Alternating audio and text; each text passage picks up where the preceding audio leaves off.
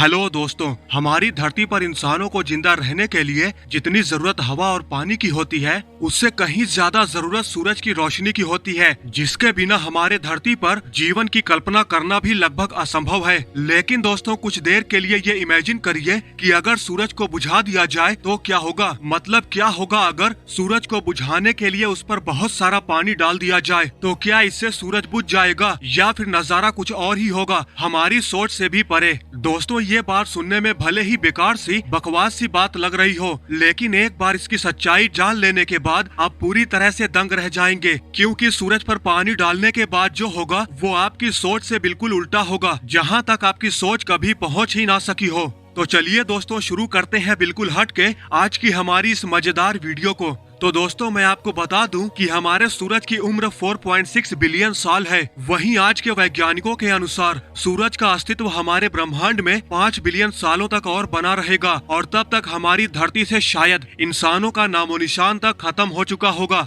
अगर वहीं हम हमारे सूरज की बात करें तो हमारे सूरज के कोर का तापमान लगभग 15 मिलियन डिग्री सेल्सियस के करीब बताया जाता है।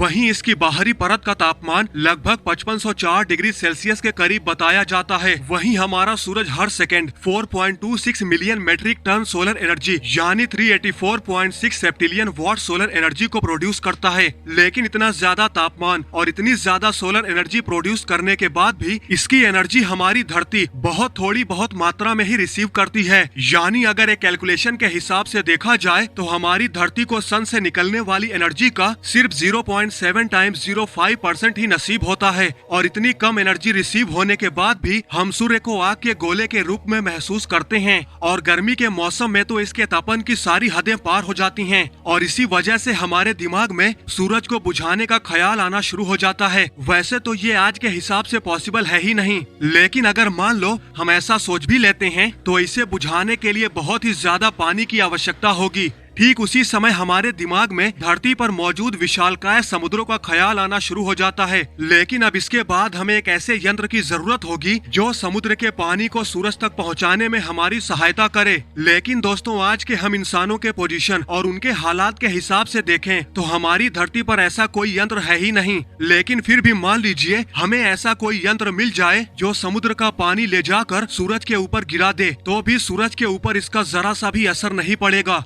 क्योंकि आप जानते ही हैं कि हमारी धरती का साइज सूरज के साइज की अपेक्षा बहुत ही कम है। तो मात्र इतने पानी से सूरज पर कोई प्रभाव नहीं पड़ेगा। लेकिन एक बार आप फिर से मान लीजिए कि ईश्वर की कृपा से हमारे पास सूर्य जितनी बड़ी एक बाल्टी है जिसमें बहुत ही ज्यादा पानी भरा है। वैसे ये सुनने में भले ही अजीब लग रहा है, लेकिन फिर भी मान लेते हैं अब हम इस बाल्टी के पानी को सूरज के ऊपर डाल दें, तो उसके बाद जो घटना घटित होगी उसके बारे में किसी ने भी कल्पना नहीं की होगी, क्योंकि आपके दिमाग में तो बस यही चल रहा होगा कि सूरज पर पानी डालते ही सूरज में लगी आग बुझ जाएगी, सूरज एक चट्टान के रूप में बदल जाएगा। आप ऐसा ही सोच रहे हो ना, है ना? लेकिन दोस्तों, आपकी जानकारी के लिए बता दूं कि ऐसा बिल्कुल नहीं होगा, बल्कि इसको बुझाने के बजाय ये पानी सूरज के लिए ईंधन का काम करेगा और सूर्य की तपिश पहले से भी ज्यादा हो जाएगी। अब आपके मन में ये सवाल उठ रहा होगा कि ऐसा कैसे हो सकता है। तो हम आपको बता दें कि हमारी धरती पर जब किसी वस्तु को जलाया जाता है तो उसे जलने के लिए मुख्य रूप से 3 चीजों की आवश्यकता होती है: ईंधन, हवा और गर्मी। और इन 3 चीजों के मेल से आग जलने लगती है। वहीं जब हम इस आग पर पानी की बौछार करते हैं तो ये पानी उसे बुझा देता है,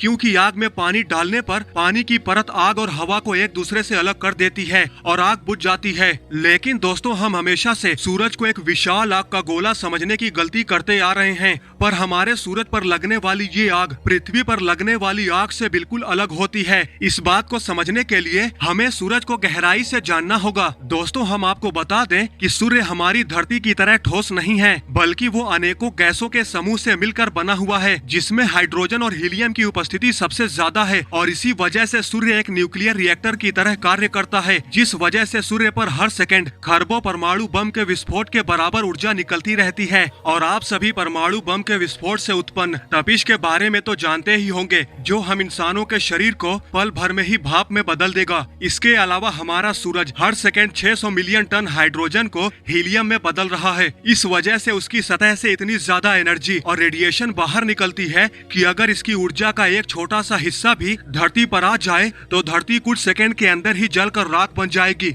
लेकिन सूर्य के बारे में अब इतना सब कुछ जानने के बाद अब आप मान लीजिए कि सूर्य के आकार की बाल्टी का पानी सूर्य के ऊपर डाल दें, तो दोस्तों वो पानी सूर्य के करीब पहुंचने से पहले ही भयंकर तापमान के कारण भाप में बदल जाएगा। पर ये भाप सूरज से दूर जाने के बजाय सूरज की ओर 275 मीटर पर सेकंड की स्पीड से खींचा चला जाएगा। और ऐसा इसलिए क्योंकि सूरज के आसपास कोई वायुमंडल तो है ही नहीं, लेकिन वहीं सूरज की ग्रेविटी भी तो बहुत ही स्ट्रॉन्ग है, इसलिए बेहद ही हल्की होने के बावजूद भी ये भाप सूरज से दूर जाने के बजाय सूरज की तरफ खींची चली जाएगी। और जैसे ही ये भाप सूरज के बेहद करीब जाएगी तो सूरज का भयंकर रेडिएशन इस भाप के मॉलिक्यूल को तोड़कर हाइड्रोजन, हीलियम और ऑक्सीजन के एटम्स के रूप में अलग अलग कर देगा। और चूंकि हाइड्रोजन, हीलियम और ऑक्सीजन ये तीनों ही सूरज की सतह पर पहले से ही मौजूद हैं, तो इसलिए सूरज के ऊपर पानी डालने की वजह से ये आग बुझने के बजाय और ज्यादा बढ़ जाएगी और सूर्य पहले के मुकाबले ज्यादा एनर्जी पाकर और ज्यादा जलने लगेगा। और फिर हमें मिलेगा सूर्य के करंट साइज से बड़ा एक दहकता हुआ एक तारा, जो पहले के सूर्य के मुकाबले ज्यादा गर्म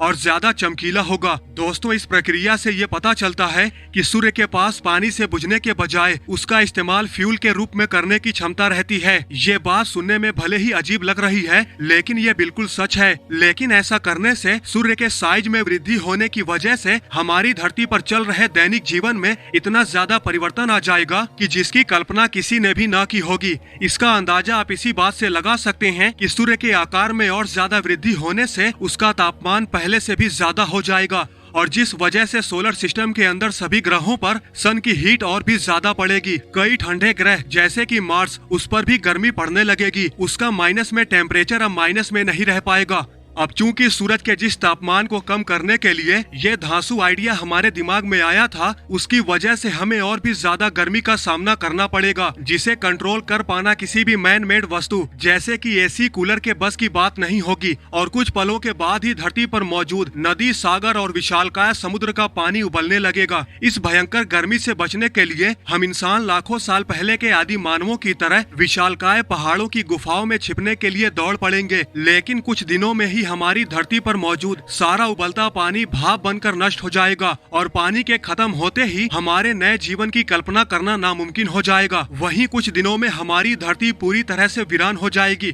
लेकिन दोस्तों, अभी हमें इस बात से घबराने की कोई जरूरत नहीं है, क्योंकि सूर्य पर पानी डाल पाना संभव नहीं है और ये बस एक कल्पना मात्र ही है। पर यह भी सच है कि एक न एक दिन सूर्य को भी नष्ट होना है, पर यह होगा तब जब सूरज अपने एनर्जी को जलाकर खुद ही खत्म कर देगा। और ऐसा आज से लगभग 5 बिलियन साल बाद होगा, और तब तक तो शायद हमारी धरती से इंसानी नस्ल भी खत्म हो चुकी होगी। लेकिन ये तो थी भविष्य की बातें। पर आज की ये वीडियो आपको कैसी लगी हमें कमेंट करके जरूर बताएं। दोस्तों, आज के लिए बस इतना ही। आशा करते हैं आज की ये हमारी वीडियो आप लोगों को जरूर पसंद आई होगी। अगर सच में ये वीडियो आप लोगों को पसंद आई है तो इस वीडियो को लाइक और ज्यादा से ज्यादा शेयर करें, और हमारे चैनल को सब्सक्राइब तभी करें जब आपको ऐसी इंटरेस्टिंग वीडियो देखनी हो। तो मिलते हैं नेक्स्ट वीडियो में। जय हिंद।